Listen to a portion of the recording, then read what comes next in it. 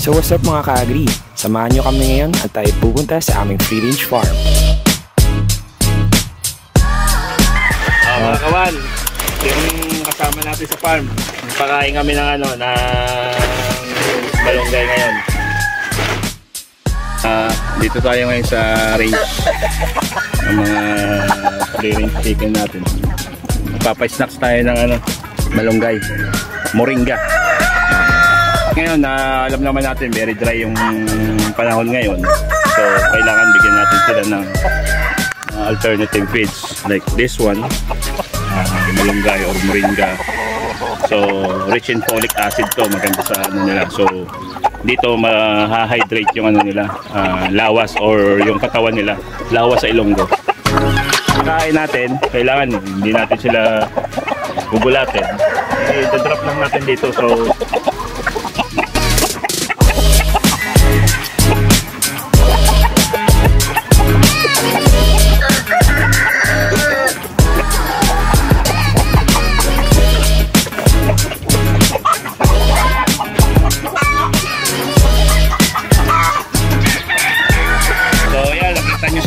kawan na unti-unti sila lumalapit nyo naman, enjoy nila kasi sa sobrang init talaga ng panahon, kailangan talaga natin bigyan sila ng tulong na ma-hydrate sila, so at least madagdagan yung moisture ng katawan nila.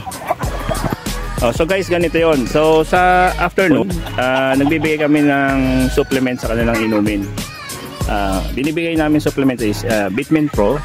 Binibigay namin to para makatulong sa mga manok dahil kasi kompletong supplement to, may vitamins, minerals, probiotic with electrolytes na. So mako-correct niya yung imbalances ng like nagkakos ng dehydration sa ating manok dahil kasi sobrang init ngayon talaga sa ating manukan. So subok na namin tong supplement na to noon pa man, lalo na sa mga dirasa namin, dirasa is mga game fowls namin, so tsaka sa free range chicken namin. So sa Bitmin Pro, lagi kang lamang. So dito naman tayo sa range number 2. Samahan nyo kami at kami ay magpapakain ng mga manok kasama si Manong dito. At syempre mag-egg picking rin kami.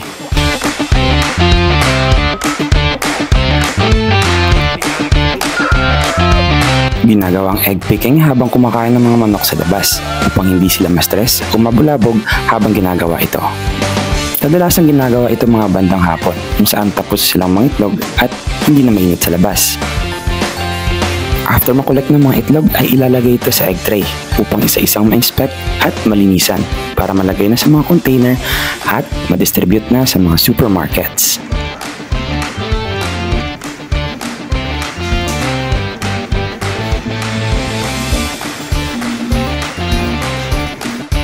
So mga ka-agri, nag-enjoy ba kayo sa episode natin ngayon?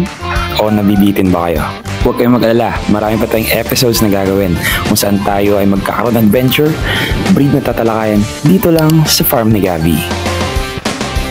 Kaya don't forget to hit the bell button para ma-notify kayo sa mga susunod na episode.